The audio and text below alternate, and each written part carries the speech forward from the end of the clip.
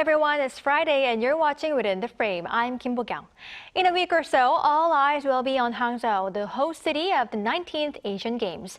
South Korea is sending a record delegation of 1,140 athletes, coaches and officials, with the former competing in 39 out of 40 sports.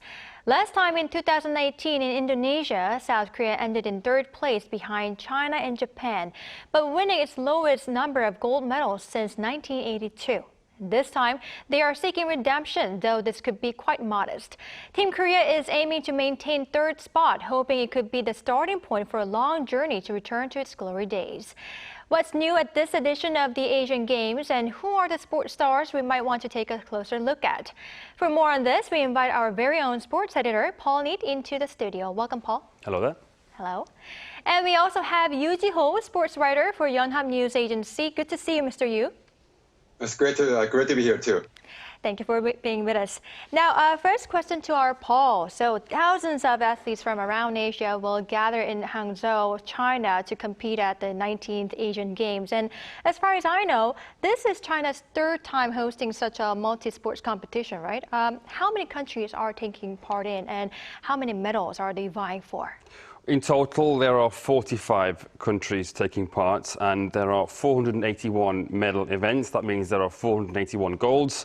So in total, we have, over 1,400 medals there for people to win, including the gold, bronze and silver. So, I mean, it's interesting because officially there are 42 sports, but some of those, like aquatics, are actually several sports in one, under one umbrella term. So swimming, diving, water polo, things like that. So it's more like 56 different sports, but officially, yeah. So lots of medals to all there for the taking. So yeah, should be good. Right, I see. Now, Mr. Yoo, South Korea is sending its largest ever athletic delegation to the continental competition. Could you tell us more about this, and how did the Korean squad do at the previous 2018 Jakarta Palembang Asian Games? Sure. Well, you touched upon some of the numbers at the intro. 867 athletes for Korea, 273 coaches and officials competing in 39 of 40 sports. So that's the largest delegation for South Korea at an Asian Games. And you mentioned how Korea had finished in third place in 2018 out in Indonesia behind China and Japan. And that ended a streak of finishing in second place behind China at 5 consecutive Asian Games from 1998 to 2014, when Korea was actually the host country, with Incheon, the city of Incheon being the host city. And Korea, South Korea ended up with 49 gold medals, and that was the lowest total at a Summer Asian Games since 1982. And they finished the 26 gold medals behind Japan in 2018. And the goal this time is to cut that deficit by as many as 10. They might not be able to catch Japan right away, but the goal is to kind of take the step back toward reclaiming the lead and maybe get it down to single digits. So, trying to finish a third in an Asian Games, very modest goal, but also I think a very realistic for Korea at this juncture. Right, I see. We'll have to wait and see how it goes. Now, Mr. Yoo, 2 new sports, breakdancing and esports, will be introduced to the program, and 2 other sports, cricket and chess, will come back after a long break. Now, are we expecting any good news in any of these sports? Now, with these sports, we're going to have one of the biggest names in these sports, Faker, Lee Sang-hyuk. I think it's quite possibly the wealthiest athlete to compete in Asian Games for South Korea, and probably the best-known figure. Esports, this is the first edition of the Asian Games to feature esports as a medal event. In 2018, it was a demonstration sport, so the medals didn't count toward the tables, but this time they will. And Korea will be expected to win, multiple medals out of esports. There's going to be, 4 or 5 different types of games to be played. I'm not a gamer myself, so I'm not too familiar with the intricacies of the different games and whatnot. But I do know that, among the young generation who are not necessarily interested in other sports, they're going to be tuning in to watch esports, I think, in Asian Games. And same with breaking dance. That was the whole point of introducing these sports to these competitions, is to have younger generation of people to get interested in these competitions. They can start by getting into esports and breakdancing and whatnot. And then maybe they're going to start tuning into some of the other events at the competition. So we've got a dancer named Kim Hyun-woo, whose stage name is Wing. He actually won the Asian Breaking Championship in the same city of Hangzhou in July this year. So he's going into, I guess, a familiar territory, a place with some fond memories for himself. But also the host country, China, they're set to be pretty strong in breaking as well. Right, I see. A lot to look forward to. And actually, Faker is my favorite player regarding the League of Legends games. I hope he does well. Paul, moving on to specific events, South Korea's football team will be aiming for a gold medal for the third time. And if I'm correct, the team is in Group E and will play against Bahrain, Thailand, and Kuwait. How do you expect it to go for South Korea? Yeah, well, Korea will be looking to win the group outright. The toughest opponents will probably be Thailand.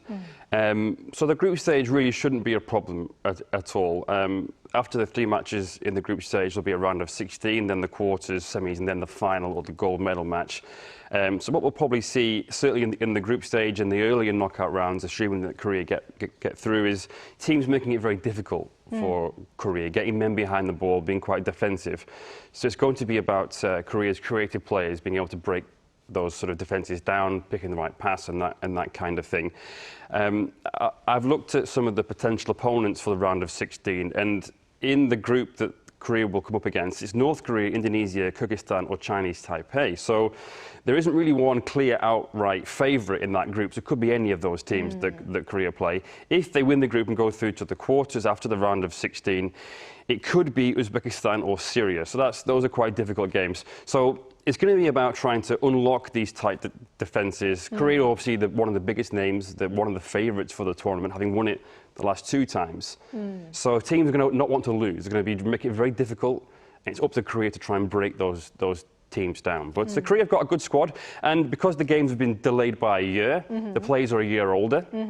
They've gained more experience. They've got players in the squad there who are already playing in Europe, players who have played for the full national team, played in the Asian Champions League.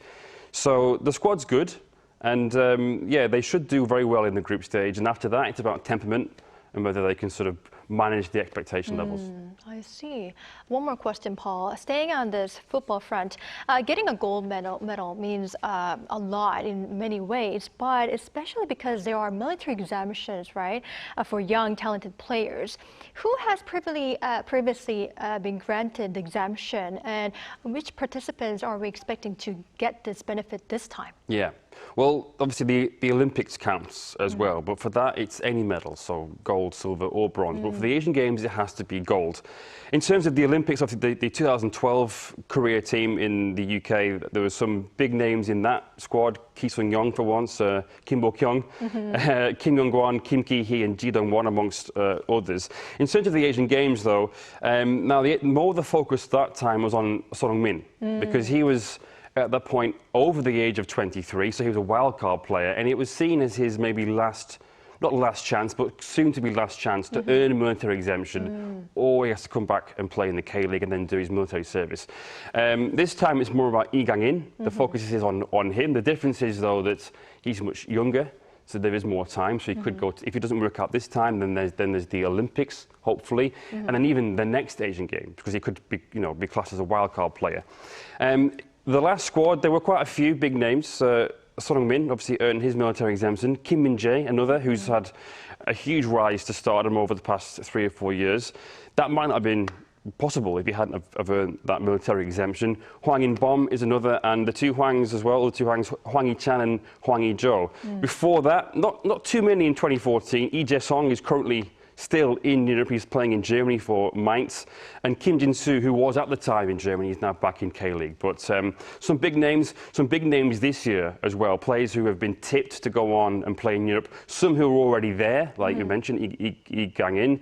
Hong Kong-sok obviously is still in Europe. But it's a make or break for some of these players, like Paek Sung-ho.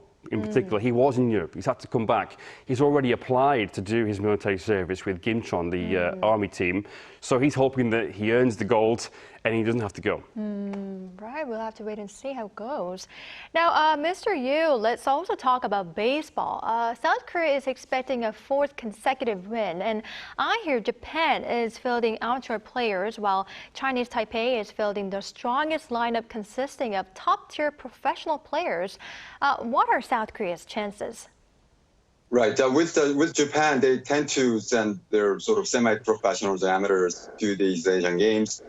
Chinese Taipei, I heard they've got military exemption at stake as well. So that's kind of the carrot for those players to come out and compete.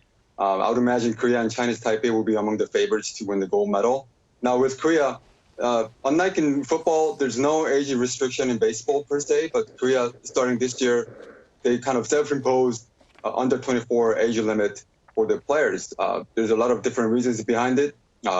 One of them trying to give younger players a chance to get some international exposure at an early stage in their careers. And two, in the past, Paul just talked about military exemptions for football players. The baseball national teams have been accused of maybe selecting some of the undeserving players just to give them a chance to win their exemptions by winning an Asian Games gold medal, which actually is a bit easier than winning a football gold medal in the Asian Games. So try to kind of move past the controversy. They've gone with under 24 players, with a couple of overage players as well. But this year's team, look good on paper, but arguably their best player, Lee Jung-hoo of the Kiwoom Heroes in the KBO, is out for the rest of the season with an ankle injury. So he's not going to be available for the Asian Games. So that's a big blow for the Korean team. And possibly their best starting pitcher, Koo Chung-mo, lefty for the Nancy Dinos, he's also kind of hurt. He has not pitched for quite some time this year. So they're hoping to have him back healthy in time for the Asian Games. But other than that, even in under 24 group, professional, high level, playing high level in the KBO, I think they should be able to handle Chinese Taipei and come away with fourth consecutive gold medal. Right, I see. Great. Now, Paul, swimming is another highly anticipated event to look at, as two of South Korea's top swimmers, Hwang Sun-woo and Kim Woo-min, will be competing in the upcoming games. Now, could you tell us more about who they are and what we could expect from them? Sure. Well, teenage sensation was the phrase that was often used about Hwang Sun-woo. He's not anymore. He's 20 now, so you can't say teenage sensation, but sensation nonetheless. He's broken so many records, national records, Asian records, and I think people began to notice about 2 years ago when he broke Park Tae-hwan's national record, and think, okay, we've got someone who's really could go very, very far in the sport now. He's a freestyle swimmer, and he came a bit short in the Olympics, and so even though he broke a record, a national record, he didn't win any medals there. So the task at hand for him now is to turn those records into medals. Ultimately, when he looks back at his career, he wants to have something to show for it, not just, oh yeah, I beat this record and things like that. Park Tae-hwan, of course, won a lot of medals at the Asian Games level and obviously at the Olympics as well. As for Kim Woo-min, well, similar, I suppose, in a way. He's broken lots of national records, and he's bronze 1500 meters freestyle from the FINA Swimming World Cup not too long back. I think they'll both have a point to prove. They'll both think that, well, okay, this is now our stage. We are record holders. They are breaking their own records. It seems on quite a regular basis. It's now time for them to sort of show that, yeah, we are the real deal. There's a lot of talk, and yeah, that's the task at hand now. All right, I see. Now, Mr. Yu, we'll see high jumper Woo Sang-hyuk at the Games as well. And previously in Jakarta, he won silver, if I'm correct. Will he be able to seize the gold this time? How has it been doing? Yeah, it's been an up and down year for Woo Sang-hyuk this year. He has some good records going into the World Championships as the reigning silver medalist, but he ended up in 6th place out in Budapest. But he bounced back and qualified for the Diamond League final, becoming the first Korean athlete to do so. In the process, he will be competing this weekend. And, look at someone like Woo Sang-hyuk, who's really the first world-class high jumper to come out of this country. It looks like he's going to have a good shot at maybe winning a gold medal at the Asian Games, except for the fact that the greatest active high jumper is actually from Asia as well. There would be Mutazi Sabarshim from Qatar, He's a two-time Asian Games gold medalist back in 2010 and 2014. He won the Olympic gold medal 2 years ago. Three-time world champion. He's got the active record in high jump. So the Barshim and Wu have been going back and forth the last couple of years. But Barshim has committed to the Asian Games too. So it's going to be it's going to set up yet another stage for these two rivals to compete, with Woo Sang-yeol going for his first career Asian Games gold medal. I see your point. I hope our smile boy Woo Sang-yeol does well in his competition this time. Mr. Yu, one more question. We have been talking about football, baseball, but there are many other events to get our hopes up for, from badminton to fencing and table tennis. Could you briefly walk us through the events that you are looking forward to right now? Sure. Well, we've got to talk about badminton because Korea does have world number one women's singles, An Se-young. She's the Korean world champion. She also won the China Open last week as the final tune-up to the Asian Games. And like I said, she's number one, but I think 1 year postponement of the Asian Games really works to her favor because this time last year, she was world number 3, and she was not winning at this rate that she's been winning this year. For example, Akane Yamaguchi of Japan was number 1 at the time. An Se-young, I think she lost something like 9 matches in a row against the Japanese rival. But this year, she's gotten Yamaguchi's number, defeating her in the final a few times, including at the China Open. So the confidence is running high for An Se-young. She's going to be the gold medal favorite in women's singles in badminton. In fencing, Ko Bong-gil in men's saber event, he's going for his 4th straight Asian Games title in the individual event. And also, if he wins both the individual and the team event, team gold medals in Hangzhou, he's going to have 7 Asian Games gold medals in his career. That's going to be the record for most Asian Games titles by any Korean athlete. So he's going for the record. He's also going to be the flag bearer for Korea at the opening ceremony. We also want to touch up on table tennis. We've got 19-year-old Shin Yu-bin, who's coming off winning a silver medal in the women's doubles at the World Championship with her partner Chun Ji-hee. She's overcome some wrist problems. If the Asian Games had been held last year on schedule, Shin Yu-bin would not have been able to play because she was not healthy enough to compete in the national team trials. But with 1 year delay, she became healthier. She made the national team for the Asian Games. Now she's won a few titles internationally, and then again another confident young athlete going into her first Asian Games. I see. There are certainly a lot to look forward to. Now, Paul, another interesting aspect is North Korea's participation. According to a separate website info that allows only accredited media, North Korea has registered 191 athletes in 18 sports events. Could you give us some details on this? Yeah, well, it's interesting that they are back now at this event because leader Kim Jong-un, he's a sports fan. I think people do know that, and the games obviously have been hosted in a country that's friendly with North Korea. So I think that has been a factor in the fact that they are back now. But yeah, the ban was lifted on them because they were banned because they didn't go to the Olympics, did they? So they were banned by the Olympic Committee.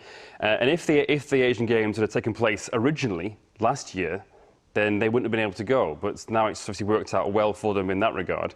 But in terms of the events that they are usually quite strong in, they are good at weightlifting. They've been dominating that event, and they did very well at the last Asian Games. But archery, artistic swimming, basketball, dragon boat, obviously football as well, they'll be in that, table tennis, volleyball and weightlifting. Those are the sports that we understand that they are involved in. So yeah, we'll see how they do. I know that Ri Sung-gum and Rim Un-chim, they both won gold in the women's weightlifting 5 years ago, and they're going to be involved this year as well. So those would be the athletes to sort of keep an eye on for North Korea. The football team obviously are in action. They've got that sort of quite even group that I mentioned about earlier with Chinese Taipei, Indonesia and Kyrgyzstan. We just don't know what's happened behind the scenes in North Korea. They could have been getting ready. The football team, I think they take it quite seriously. They train together a lot. So they could have been getting ready for this, and they could even win that group. So we might even see them advance to the latter rounds. Of course, South Korea beat them in 2014 in the final for the gold medal in the football. So yeah, we'll see how North Korea does. I see. Well, Paul, we are running out of time, but I'd like to ask you this last question. What do you expect from this year's Asian Games? I mean, do you believe South Korea will be able to win a lot of gold medals as we expect? Well, I think as we talked about, or you talked about at the top of the program, that they have identified that there's been last time was a bit low, you know, and so they've had to sort of find that motivation, and they have that now. You know what I mean? Maybe there's a little bit of complacency because of the time before they finished in second in the medal table. So the target is third place. I really do think that, you know, as we've mentioned, we've got some top stars in different sports. There is, yeah, scope there for South Korea to do well. You know, badminton, as we've already talked about, football will be another one. Taekwondo, of course, as well is another. So, yeah, fingers crossed. It can't be much worse than last time in terms of the gold medal haul. So hopefully we'll see somewhere in between 2014 and 2018. Right, I see. Well, Mr. Yu, I'd like to ask your opinion as well. How do you expect it to be? Well, you know, 49 gold medals from 2018. I think anything more than 49 will be a cause for celebration around these parts from the Korean Olympic Committee. So I think, again, they've got they've set aside some very realistic goal of maybe finishing a third, winning around 40 to 50 gold medals, and I think anything around 50 would be a pretty good success for this for this delegation. So again, this is kind of taking the, you know, small step maybe forward back to, you know, more I guess relevancy, if you will, in Asian sports. So again, it was kind of a low point in 2018, but I think there's a little more cause for optimism for 2023 in Hangzhou. Right, I see. Let's have our fingers crossed for our Team Korea. All right, unfortunately, this is all the time we have for today's edition. And thank you, Mr. Yu, for your time and insights. And Paul, for your time and insights as well. We really appreciate it. Thank you. Thank you. All right, that's all for Within the Frame tonight. We'll be next Monday with more in-depth stories. Thank you for watching. Enjoy the weekend. Goodbye.